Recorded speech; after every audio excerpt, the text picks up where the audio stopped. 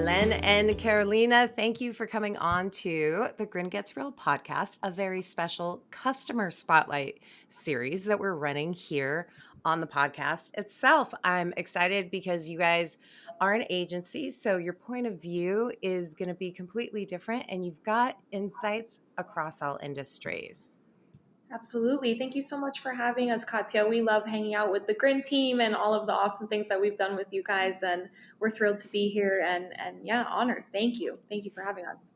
I'm going to keep signing you guys up, so just be on the watch out. We're going to keep saying yes. So make sure, what you wish for. These are good problems to have. Well, let's get started with having you both just kind of give us an overview of who 5 years apart is, your why, just kind of your values, what even drove you to start the agency, and kind of even more focus on like the creator and influencer side of things. Yeah, absolutely. So I'll start, but Belen, just keep me honest here. So 5 years apart started 2 years ago, in the middle of what was the thicker part of the lockdown, I would say, more immediate part of the lockdown, and kind of spawned from, my sister and I lived together during the pandemic, or again, I guess I should call it lockdown. And we were just such a great team, and we were both in an interesting sort of career moment for both of us, both kind of looking to make a change. And I was in influencer marketing, and I loved what I did so much. And I still today, I was so lucky to have sort of graduated college and gotten the opportunity to have so much responsibility in a company that has so much market share, and really kind of got a lot of ownership over the influencer team. So tons of experience in a short amount of time, but really felt like I could bring more to more brands and more businesses if, rather than going from the brand side of things with influencer, I kind of swapped over to agencies. So kind of like you said, sort of span the knowledge across a few different industries and whatnot. And, went to school at Babson, shout out Babson. So, the entrepreneurial bug was real. And again, given that Belen was in a similar situation as me, looking to make a change, I just kind of asked her if she would be willing to do that with me, and we did it. I was in a totally different industry. I was in transportation and logistics for years, actually working in the family business with our dad and our older sister. We're 4 sisters all together. So we love keeping it in the family. That was really rewarding, but I didn't love transportation and logistics. It was a lot of time in the warehouse. Not really my scene. And in watching Caro and how much she loved influencer marketing and, her previous position, I was very intrigued. So when she asked me, it was kind of, a shot in the dark, but I said yes. And that's kind of just where it all grew from. I love it. I love that you guys do keep it in the family as well too. And I totally have obviously a passion for influencers and influencer marketing and just kind of working with creators in general. And I know that there are a lot of agencies that are out there. So I'm really interested to hear how you guys kind of tell other brands what your differentiator is between like what you guys are doing and what other agencies that are doing that are also managing influencers for brands. Yeah, absolutely. Thanks for asking that. Belen, do you want to start with this one? Definitely. I was going to say, we even respond exactly the same. I know. This is why people think you guys are sometimes twins. I'm just saying. Yeah. No, but definitely I would say one of our biggest differentiators from other agencies is our 5 years apart creator network. Our mission is really to bring together and to create a space for brands and influencers, compatible brands and influencers, to come together, to have that space and to be able to, marry them together. So that's really a big differentiator. And then kind of just a characteristic that we really pride ourselves on is customer service, just because, especially now, I feel like customer service has just gone down across all industries, really. So we really like to pay attention to detail, make sure our clients feel seen and heard in their needs. So that's another big one for us. I love it. And Absolutely. and who are the customers that you guys are shooting for ultimately? Yeah, absolutely. Thanks for asking. We specialize in mid-market to enterprise, and Hmm. if we're getting specific about industries, of course, we kind of target those that are, I don't want to say no-brainers for influencer marketing, but that are definitely great fits for influencer marketing. So, beauty, health and wellness, fitness, fashion. Those are kind of just top of mind, and then qualifiers and some might call industries. I would definitely agree. And some arguments would be e-com, DTC. So anybody who sort of lives and sells online and is trying to reach a consumer that uses influencers as a way to sort of make purchasing decisions and get informed about things that they're looking for in the market. So who is not well, not who, you've just described who, but I'm kind of wondering, like, ideally, what state is the brand in their program when they look for you as a solution? Is it like, I'm starting from scratch, help me build it? It's like I'm filling a need, I'm testing it out. Like, what stage is it ideal to like reach out to you guys for, just kind of creators and influencer marketing?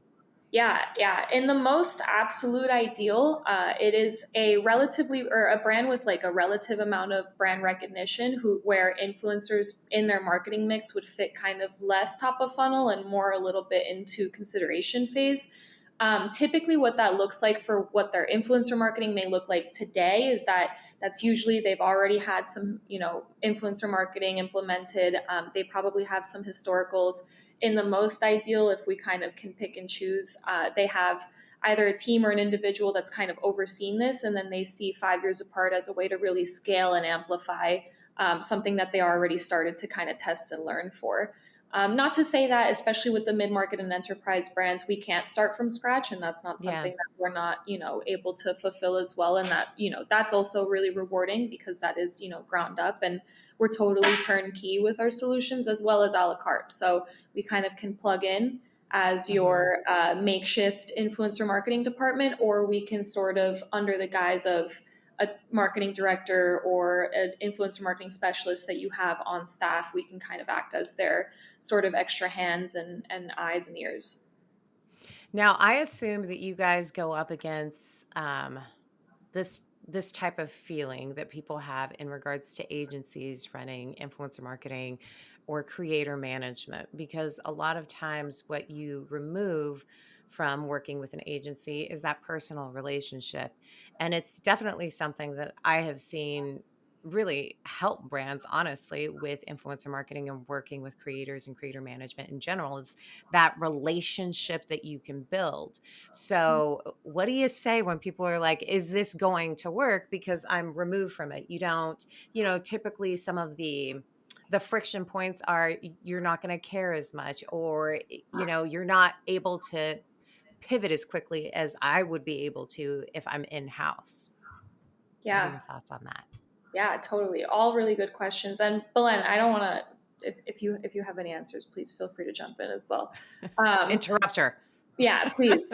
I can go on about this forever, and I know I know honestly, you're dying to get something out there, but I'll throw something in. okay, amazing.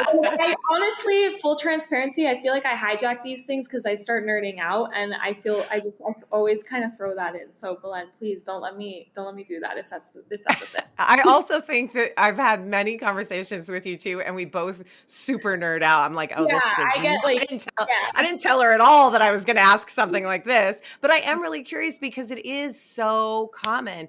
And there are some agencies like yours that have really knocked it out of the park and are able to create those relationships, but also not I don't know, not get in the way of that relationship between the creator and the brand. So sorry, I'll let you speak now. no, 100%. We're nerding out, right? We're here nerding Yeah, out. exactly, exactly. So I love that question, Katya, and I'm about to kind of like geek out here because that's something that Belen and I preach in turn. That's kind of the pillar of any of the strategies that we would put together for anybody. White labeling a service is always available, and in that case, there will be no indication that we are not a representative of whatever brand we're coming to creators as. And in the cases where we're not white labeling, we make it abundantly clear that we've been brought on board in order to act as a resource and liaison to amplify the relationship that these creators have with the brands.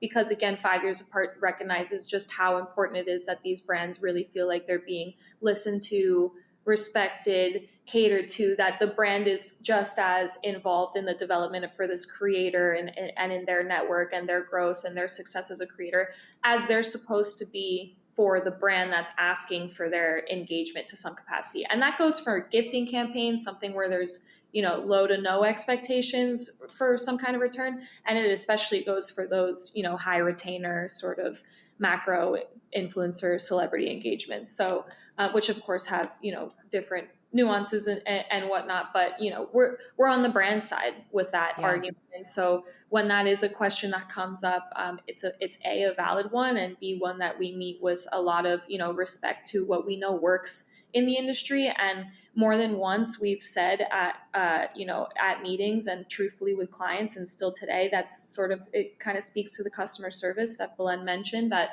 has really sort of brought us through, is that we'll tell a brand like, we want to do our job so well, we work ourselves out of a job. That's what a great agency does. They put systems in place, and they teach whomever needs to be taught whatever needs to be taught, and they're honest and they're transparent, and they bring all the information forward, and they know that creators really want great relationships with brands, and that your creator network is something that is going to thrive, and how involved and committed your creators feel to the brand is really going to ultimately be the difference between a good and a great program, strategy, campaign.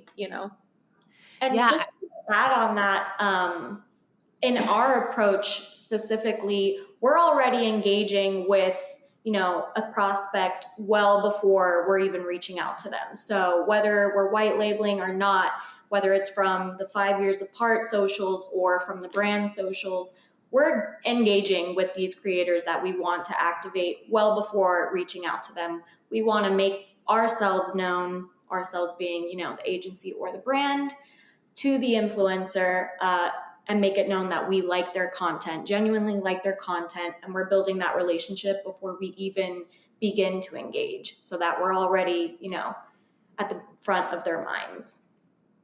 That totally makes sense. I also think that as an agency, you guys bring a unique perspective when stepping in with almost these fresh eyes on either like that an existing program, but also evaluating a program, but also potentially starting a new program as well too. So I'm really curious, just this is going to sound like I'm asking for your methodology on figuring out like how to even get started with it. But the reason that I'm also asking that is because I think that your fresh eyes and your approach and the kind of questions that you ask a brand to get to know them can be applied to even a brand who is evaluating their state of their program and maybe even starting it as well too. So like day one of a relationship with a brand, how do you get to know them to the point where it is that you are part of that team?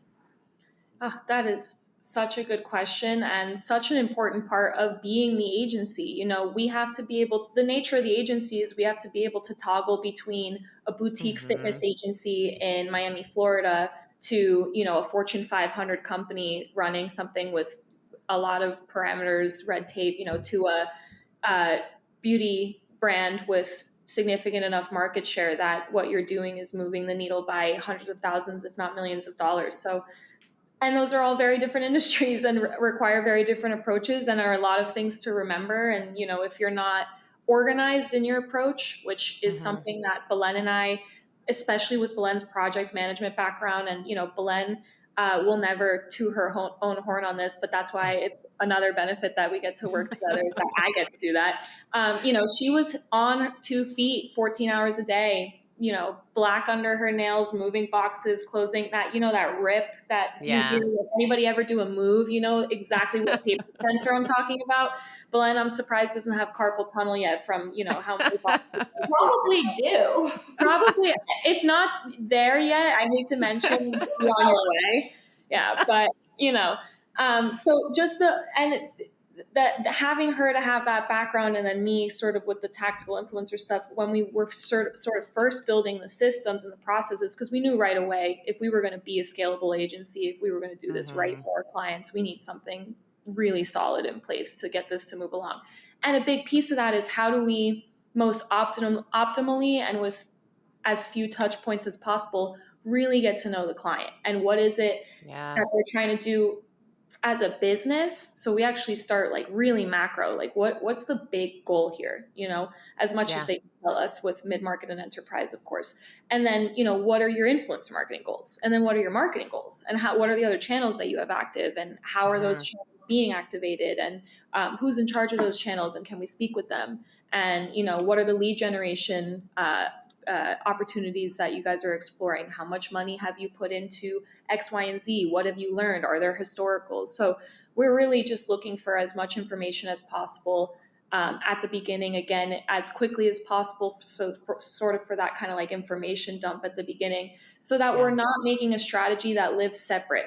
We're making a strategy that's within your marketing mix. That's, I think, the big challenge of any agency, is to really nail understanding the client and understanding the client from a macro enough level that you can make your micro contribution that's going to, like really push the needle, and bring you ROI in places that aren't really specifically your influencer funnel. That's not really like a one-to-one, is that, and that's when you're bringing value to the client. And, and that's when the hours that they pay, and we're big on saving hours. Like, we're always trying to save our clients time, because we want these strategies to work, we want the time to be able to be creative and tactical and agile. To your point, another part of the question is to really, we're a small team, but very mighty team. And I see, our smaller team as a real advantage with that boutique agency feel. We're a team of about 13 in total right now on a full-time support. And then you add the vendors on full-time, we're a team of about 17, 18. So we can move quickly, and those teams sort of break off into little pods, and we do it that way so that, first of all, things stay organized and it's not too many cooks in the kitchen. But, so that the client also has their due staff and time and attention and hours and minds on the same one project, so that, we can really try and think of everything and minimize risk and maximize return. I am obsessed with this right now. I'm going to do a whole other content thing where we run through an intake like that, because I think that so often influencer marketing is viewed as a siloed strategy within like the overall marketing department to begin with. So we're always pushing, I know I'm very specifically always pushing like, all right, yes, it's influencer marketing, but it feeds and can feed the rest of the overall marketing strategy. And you've taken it to a totally other level as well too. Like, what's the overall company strategy? And can we tie that all back to it so that we're all successful? I also think that that structure helps you showcase the return on investment on leveraging creators. If you can say, yes, I ran this campaign, but it supported all of these things that support this business initiative that we're all going for, is a much broader conversation. Absolutely. Yep. Now, because you work with multiple brands, I'm curious, like, what are some consistent, how do I want to answer, or how want I ask this? I'm looking for, are there consistent kind of pitfalls that you see brands fall into when it comes to their influencer marketing, that you're like, hey, these are some quick wins for you guys that are kind of like obvious misses maybe? Yeah. Oh yeah. Oh yeah, definitely. For sure. Belen, please. Yeah, I would say, especially with these brands who are a little less established, come to us, very top of funnel, are looking to build that brand awareness, but are looking to do it by skipping a ton of steps. It's been difficult in trying to make clear to some of those brands that product seeding, gifting, that's how we're going to build that brand awareness, that top of funnel, activate those nano, micro influencers. yeah, they kind of just want to skip all that and go Yeah. right to activate, these macro influencers, and I want the top of the top, but I have no budget and no one knows my brand. And I'm giving you an impossible scenario, but make it happen. You can do it, right?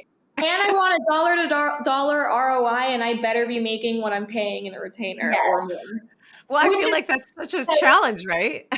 yeah, which just it backfires because there is so much value, especially when you're at the top of funnel at the beginning of building your brand awareness, in doing things like product seeding and literally just gifting and sending out your product, even if those creators don't actually post anything because it is purely a gift. It is at least one more person that your brand is getting in front of, so That's a lot true. of benefits there. And it's actually more than one person, because I know that I've been gifted things, and the word of mouth that comes from this one gift that comes in is it's consistent. Like but that's like the dark side of it, right? Where no one knows, the brand doesn't know. The brand, I got something from Natural Dog Company. It's still sitting there because I want to open it up because I want to take a picture of it. But literally everybody, I have told everybody about it, especially with 4th of July, right? Like well, that sounds probably really random when I say, instead of, in regards to 4th of July, it's calming stuff for your dogs, right? And because 4th of July had just come around the corner, it was such a topic of conversation. So, Yeah. and I've mentioned this brand so many times to the people who came over to my house, to the people who've come to my house since then that see this box still, right? Like, to me, that word of mouth value is it's so tough to attribute actually, I'd almost say impossible to attribute word of mouth, but it is so part of it. I view it as like kind of building out your brand equity by doing Mhm. that product gifting. Oh yeah, Absolutely. That's a great point, Katya. 100%. Yeah. Especially when you make that gift, really valuable, and then they start using it, and then that's recognition, word of mouth. I love the GoPuff. You order it for the first time, or at least in South Florida, you order for the first time on GoPuff, and they send you a hat, and they send you a little card that says that we just become best friends, and we all know what famous movie that line that is, and it's all this like recognizable thing. And now I wear that hat, and I love that hat, and I'm wearing a GoPuff hat all over just because I think it's so cool. And they might not have made much on my little ginger ale / like random things that I was filling out in my in my refrigerator that evening, whatever. But I'm definitely going to, first of all, order again through GoPuff, and then second, Yes. wear the hat, like I'm gonna wear the hat. And I might not be influential or influencing, but I'm definitely wearing the hat. And if you're tactical about who you're sending things to and what you're sending them, and you make it useful and Yeah. cool, then I 100%, Katya, that word of mouth is just sort of gonna trickle, regardless of if you can capture that on your platform that you're using to find your content and mentions and things. You're wearing So the hat, and now you're blasting them on this. I know Oh, exactly. They don't even know. They don't Um, even, as a marketer, I want to tell them, just I'm gonna yeah, email somebody. yeah, exactly. Like, hey, I just want you to know I'm attributing something. So I'm part of your attribution model. Um, Amazing. yeah, I feel like I feel like as an agency, and my background is agency as well too. So I also feel this pain of like having to prove to the brand that I did get a return on investment in this effort that I did. So when we're talking about all the things that we're talking about with brand equity and also that word of mouth, if there is not an affiliate link or a discount code, how are you proving this return on investment to a brand that leverages you as their agency for creator management? Yeah, absolutely. And I know that I love this topic I was per gonna our. say, you're gonna love this one, so I'm gonna let her take it away. This is where the mountain I live and die on here is ROI with influencer. So, great question, Katya, and it's such a good one too, especially when you're talking mid market and enterprise Mhm. businesses, because they have so many, or ideally in a world where they have moved their marketing mix to work this way is that they have a few other channels active. So you can really position influencer, and that's why we take so much time in that intake piece to really understand what the goals are at a macro level, business and marketing wise, so that we can see influencer level, like what goals should we be setting there, and are the ones that you're coming into with to the agency, the expectations that you're coming to the agency with, realistic, or maybe are they even a little too low in comparison to some of the other things that you as a brand have going on, and really just making sure that the influencer piece is being looked at as something that can contribute to multiple funnels, and then finding those KPIs that are, as you know, we call them smart goals in life, smart KPIs. They're specific, they're measurable, they're attributable, they're related, they're relevant, and they're time based. They're something that has a number to it. It makes sense. The time frame that you're looking for, it's a reasonable one to be comparing, apples to apples, not apples to Alabama. So in the same way that you're grabbing, that you're looking for ROI in some of the other channels that you might be activating in paid search or PPC or social, organic, or otherwise, do that with influencer. And there are amazing tools. Hot take, or shameless plug, I should say. Grin, I would say, is the most important one to be keeping top of mind for those mid-market and enterprise that are managing several influencers, because it's one, especially with the ROI and measuring, money in and money to, or money towards a campaign generated from a campaign. That's one way to capture it. It's right there for you. It's in real time. It's available to you. You can have somebody email you on Slack or send you a Slack and say, hey, what's up with this campaign right now? And you have that information right then and there. And it's valuable and amazing information. And it's a great contributor to the other information that you guys or brands should be collecting from some of their other channels. So as an example, are we seeing any lift in web? Like what's going on with web, and does that correlate with a campaign that we just ran, and who posted on the day that we're seeing this weird 3% lift that just kind of came, just like a weird blip that sort of happened at the end of the day, that the dev team is like, must have been an ad or something, and the paid team is like, no, whatever, it was this and that. And then you kind of do some digging and you realize that was the final posting day for the most recent campaign that you ran, and you had 400-600 influencers posting about you over the last week, and in that last little bit you got like a little 100-person bump, and now you have 4% web traffic because of that little funnel from where they found you to where they ended up. And can you perfectly find every single dollar, as we just said, between the word of mouth and all the other things ancillarily? And no, and we can't even do that digitally. We can't even trace that digitally. But tools like Grin, can really get you that in real time, what's happening within this funnel, and then being tactical and intentional with the rest of your marketing teams and coming up with a way that either biz dev or any other kind of analyst or data person on your team can really be looking from a ecosystem sort of view and see, if some of the things that are unexplainable in some of these other channels can sort of be attributed back in some way, shape, or form to something that influencers contributed to, and content repurposing is another that ROI comes in, but a little less, I guess, complicated than what I was just trying to describe. Listen, I love that this is your hill, because I think that it should be everybody's hill to die on. I think as marketers, we're always challenged with show me that it's working, or else we're going to get rid of it, right? Like, Totally. because you have to be able to tie it down. But again, just to reiterate what you had even said at like the beginning when you were talking about your intake, the value that you guys are providing also is that you're able to track what you're doing with creators to a business initiative that affects the entire company. And I think that that's like one of the biggest gaps that most people don't identify. It's very like, oh, this worked, but what else are you doing for marketing? What else are you doing for the business? Totally. Because honestly, Katya, frankly, brands don't want to hear what's the value that 5 years apart is bringing. Oh, you get so much more out of us because our systems are so great that we save you time. So you get more like the retainer hours or whatever.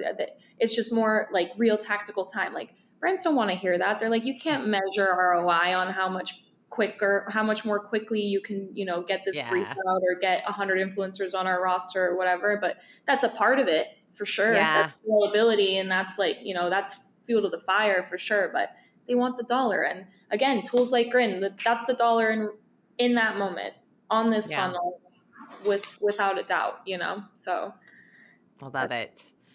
Now, I promise I'm almost done, but I cannot leave without asking you guys a very kind of creator type question, because one of the topics of conversation has been like, do we just use micro? Do we just use nano? Do we just use macro? Like, what would you say in your experience is a good creator mix to have for any program? Or is there even a good creator mix for any program?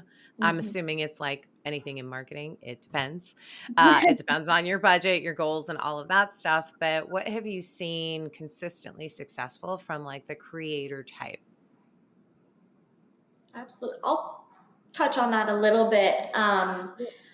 As you just said, definitely depends Mhm. on a lot of things, the brand, where they're at in terms of their own business development, um, where they're at with their social presence online already, what kind of budget they have. So all of that depends.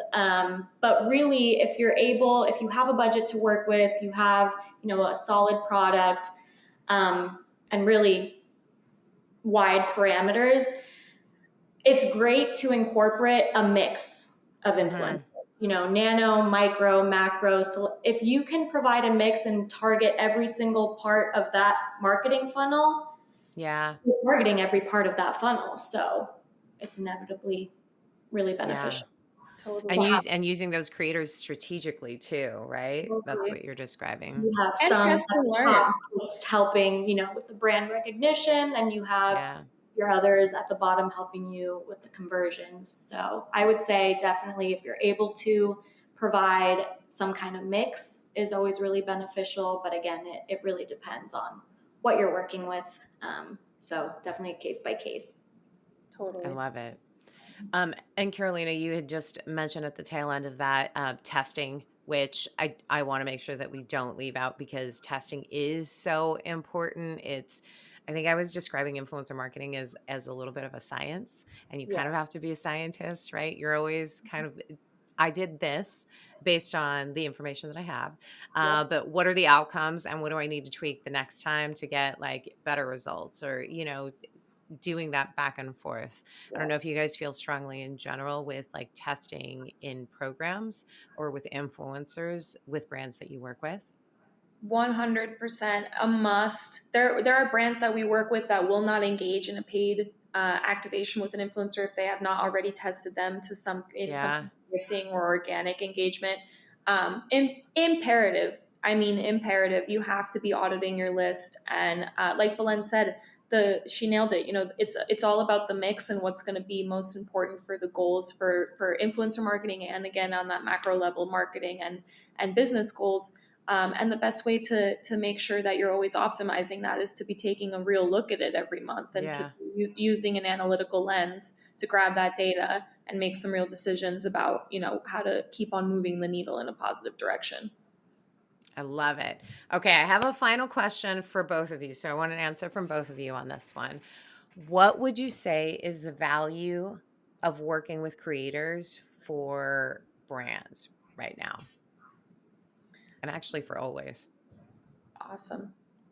So, I mean, whew, so much value, so much value.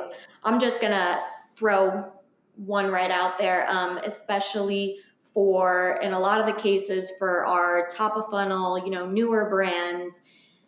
I'm thinking of a couple examples. They have somewhat of a presence on social, but Yeah. it just doesn't look legit. They're reposting pictures from Pinterest, or it just doesn't. You can't even really tell if it's a real page.